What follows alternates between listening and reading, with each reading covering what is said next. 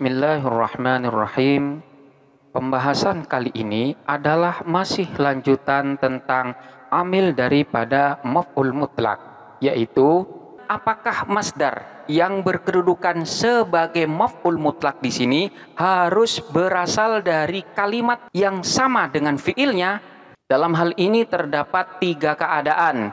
Yang pertama adalah maf'ul mutlak yang berupa masdar yang antara masdar dengan amilnya tersebut secara lafaz dan makna dia sama,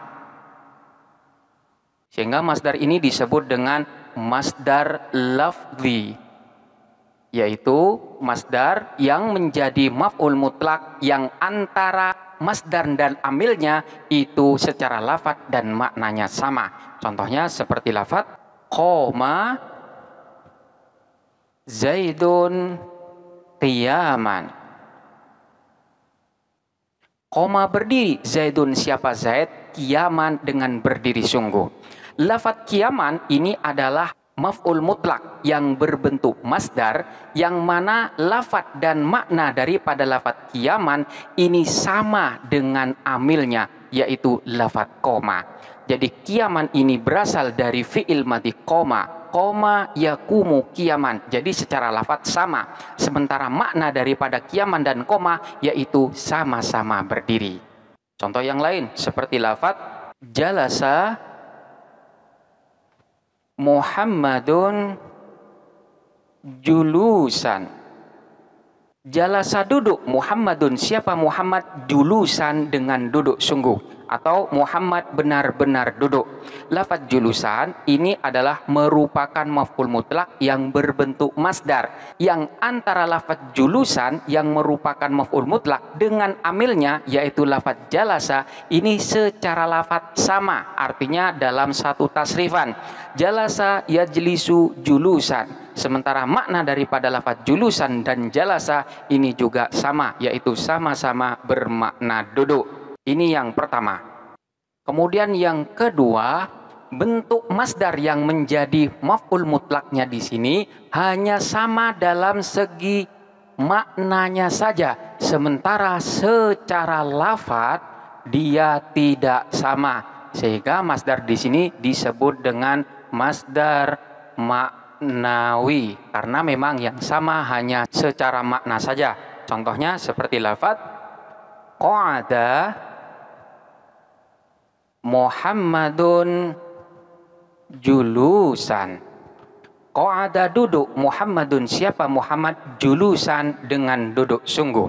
Lafaz julusan yang merupakan maf'ul mutlak ini berupa masdar yang tidak sama dengan amilnya, yaitu lafaz qa'ada. Jadi secara lafaz antara qa'ada dengan julusa tidak ada kesamaan.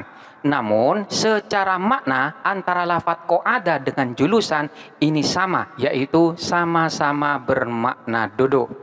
Contoh yang lain seperti lafaz qoma Zaidun wukufan.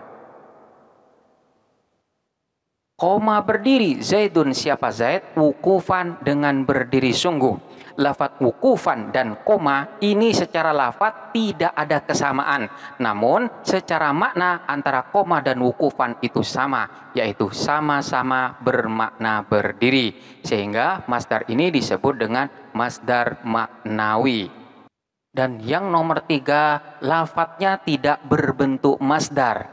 Jadi tidak berbentuk masdar, melainkan dia berbentuk isim masdar. Contohnya seperti lafaz wallahu ambatakum minal ardi nabatan.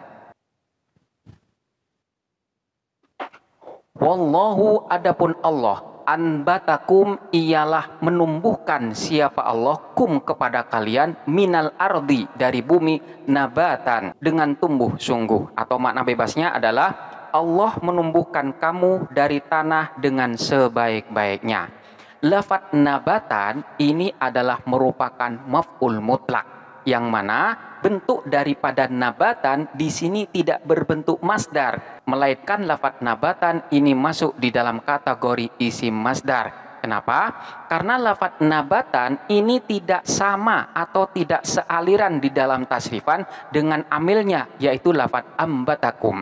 Seharusnya bentuk masdar daripada lafadz ambata yaitu mengikuti wazan af'ala. Af'ala yuf'ilu if'alan, sehingga ambata di sini bentuk masdarnya adalah ambata yumbitu imbatan. Namun yang terjadi di sini bukan lafadz imbatan, melainkan lafadz nabatan. Ini adalah bentuk yang ketiga daripada maf'ul mutlak, yaitu ada kalanya yang berbentuk masdar yang secara makna dan lafadz dia sama dengan amilnya. Kemudian yang kedua berbentuk masdar yang hanya maknanya saja sama dengan amilnya, sementara secara lafadz dia tidak sama. Dan yang nomor tiga tidak berbentuk masdar, melainkan berbentuk isim masdar.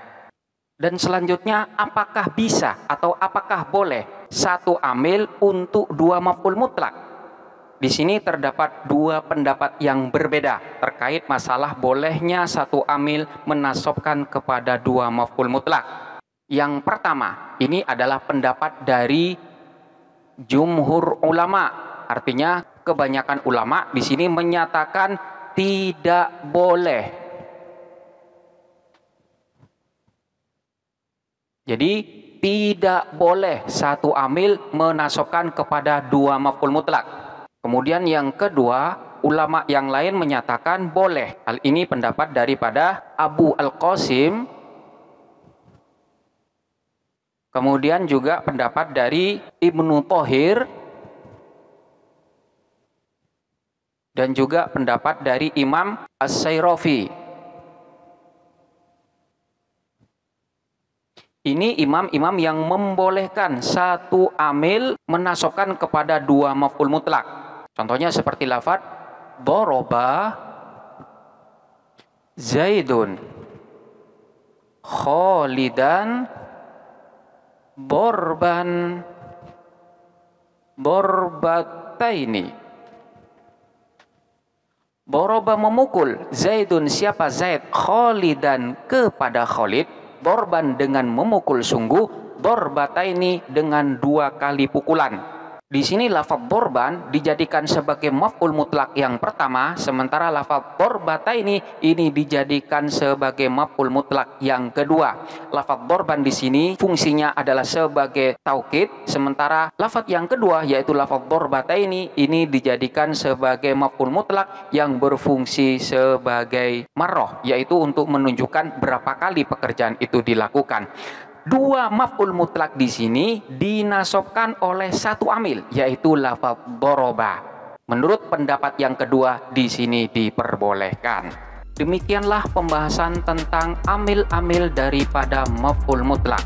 Selanjutnya silahkan untuk dipelajarin dengan seksama dan sampai jumpa pada pembahasan berikutnya.